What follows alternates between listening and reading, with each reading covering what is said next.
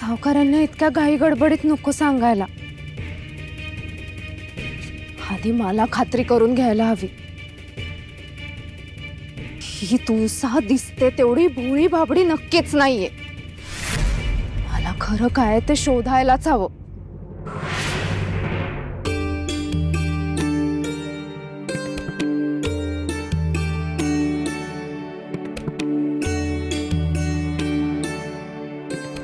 धीरमाय, मला पूजा करायला जायचंय ग, पण सासूबाईंनी हौद भरायला सांगितलं.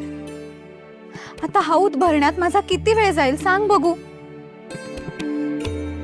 आणि सासूबाई परत आल्या तर मला पूजा करायला घराबाहेर पडताच येणार नाही. जीवाला खूप घोर लागलाय ग.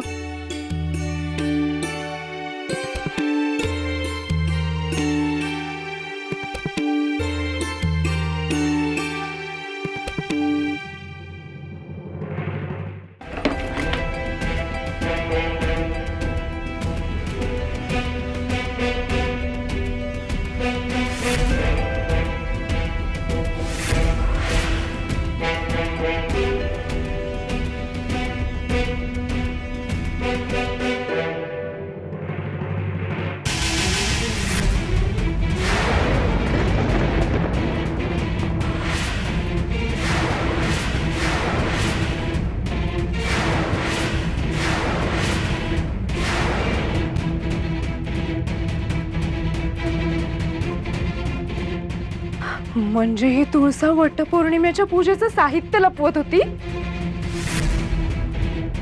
म्हणजे तुळसाचं लग्न झालंय. मग ती हे लपवत का होती?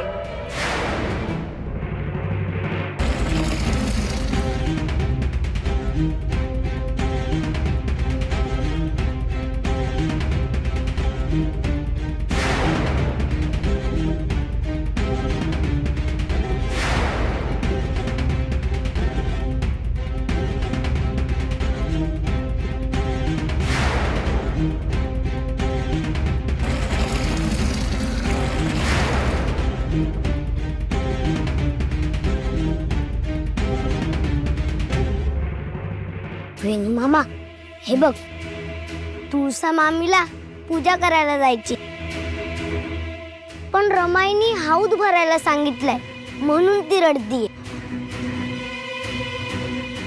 शंभूराजे, असं कोणी कोणाला सांगतं का? अहो पण तुम्हाला जायचंय ना, मग तुम्ही कशाला हौद भरत बसताय? मी आणि शंभू भरतो की काय? नाही नाही, कशाला उगाच. आणि तुम्ही का म्हणून हौद भराल? अहो सवय आहे मला. नको, उगाच माणिकताई आणि मालकीणबाई मला ओरडतील. असू द्या. बर, मग आपण असं करूया, आपण तिघं मिळून भरू ना हौद, म्हणजे कामही लवकर होईल. चालेल चालेल, तुळसा मामीला मंदिरात पण जाता येईल. बर, तुम्ही विहिरीतनं पाणी शेंदा, मी ते बराबर भरतो इकडे.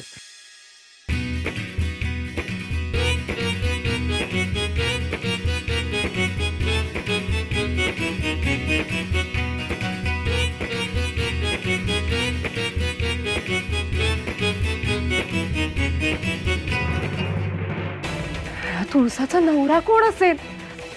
आणि हिचं लग्न झालेलं असताना मी निराधार आहे असं हिने का सांगितलं?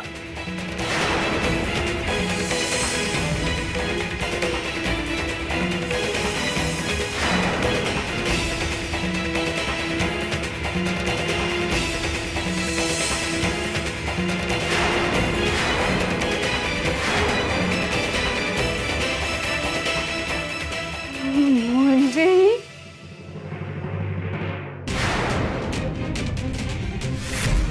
तरी मला शंका आलीच होती.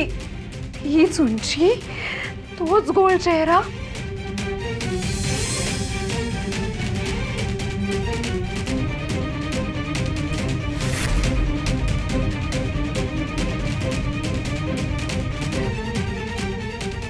प्रेम देवाची देणगी असते. त्याचा सौदा किंवा बोल लागूच शकत नाही हो. प्रेम कधीच आपल्याकडे काही मागत नाही हो, ते फक्त देत जातं.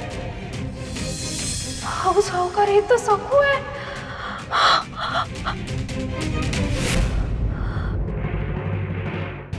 माणिक,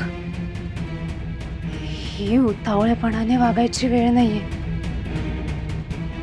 आता जरी मी सावकारांना जाऊन हे सगळं सांगितलं तरी सावकारांचा माझ्यावर विश्वास नाही बसणार.